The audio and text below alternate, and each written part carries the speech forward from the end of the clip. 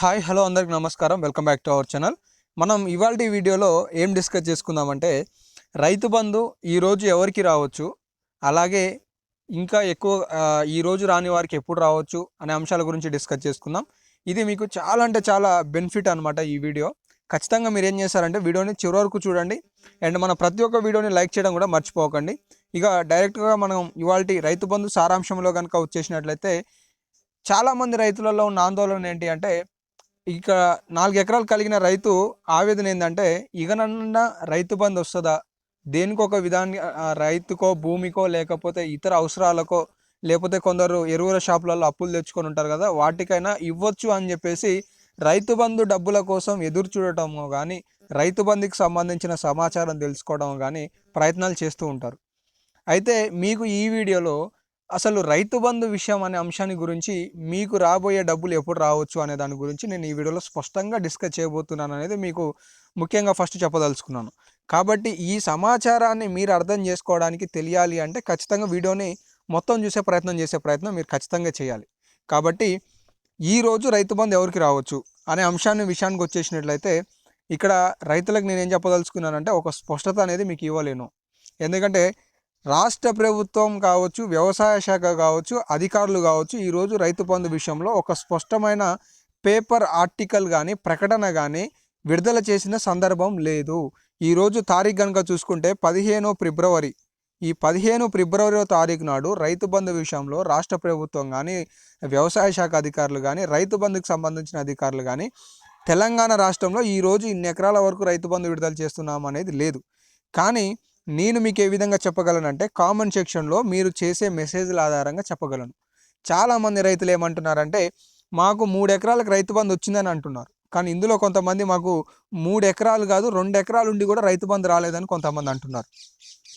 అయితే ఓవరాల్గా చాలామంది కామెంట్లు ఏ విధంగా ఉన్నాయంటే, 3 నుండి 4 కేటగిరీల మధ్యలో రైతు బంధు డబ్బులు పడుతున్నాయనేది అర్థమవుతుంది.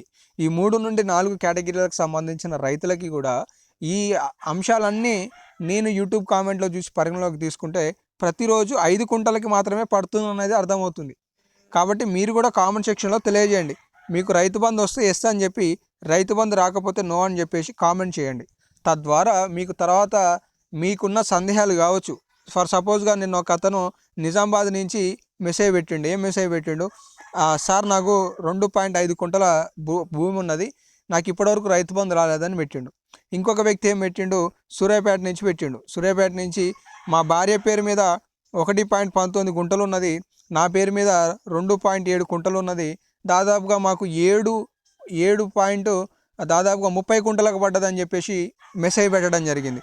అంటే దీన్ని బట్టి మీరు ఏం చూసుకోవాలి, 3 ఎకరాల దాదాపుగా 30 చిల్లర అకౌంట్ల రైతు బంధు డబ్బులు పడ్డాయని చెప్పేసి కొంతమంది అనుకుంటున్నారు. కానీ ఇది 2 వ్యక్తులకు పడ్డ వేరు డబ్బులు అనేది గ్రహించలేకపోతున్నారు. కాబట్టి దీనివల్లనే 3 ఎకరాలు అని చెప్పేసి చాలామంది అనుకుంటున్నారు. కానీ తెలంగాణ రాష్ట్రంలో రైతు బంధుకు సంబంధించి విడుదలైనవి 2460 కోట్లు మాత్రమే. పూర్తి స్థాయిలో బడ్జెట్ కావాల్సింది 7600 కోట్లు కావాలి. కానీ రాష్ట్ర ప్రభుత్వం ఇప్పటివరకు 2460 కోట్లలో 31 లక్షల మంది రైతులకు మాత్రమే రైతు బంధు ఇచ్చింది.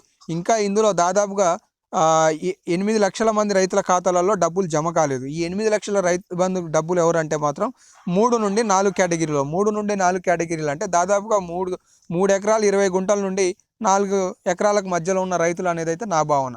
కాబట్టి మీరు కింద కామెంట్ సెక్షన్లో మీకు ఎన్ని ఎకరాలు ఉన్నాయి, ఏంది కథ అనేది కామెంట్ సెక్షన్లో తెలియజేస్తే మీకు నెక్స్ట్ వీడియోలో ఎప్పుడు రావచ్చు అనేది తెలియజేసే ప్రయత్నం చేస్తాను.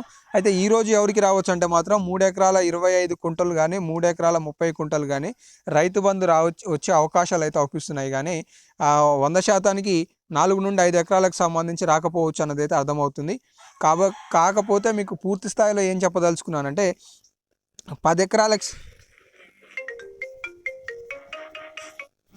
ఎకరాలకు సంబంధించిన రైతు బంధు ఏదైతే ఉందో అది ఫిబ్రవరి చివరికల్లా మేము పూర్తి చేస్తామని చెప్పేసి తాజాగా సీఎం రేవంత్ రెడ్డి గారు ఒక మాట చెప్పారు. ఇది శుభవార్తగా మనం చెప్పుకోవచ్చు. కాబట్టి తాజా అప్డేట్లు అయితే ఇవి ఉన్నాయి. మరి ఏ ఒక అప్డేట్ వచ్చినా మీకు తెలియజేస్తాను. తాజాగా బట్టి విక్రమార్క గారు కూడా 15,000 ఏటా ఇస్తాము, అది కౌలు రైతులకు కూడా ఇస్తామని చెప్పేసి చెప్పారనమాట. అది 7,500 రూపాయలు అనే అంశం కూడా ఒకటి మనకి తాజాగా ప్రస్తావనలో ఉంది. కౌలు రైతులకు సంబంధించి అలాగే రైతు భరోసాకి సంబంధించి బడ్జెట్లో మేము కేటాయించాం. ఖరీఫ్ సీజన్ నుండి ప్రతి ఏటా 15,000 ఇస్తాం, ఒక సీజన్లో 7,500 ఇస్తామనే అంశం కూడా ఉంది. ఇది కూడా మీకు తెలియజేయాలి కాబట్టి ఈ సందర్భంగా తెలియజేస్తున్నాను.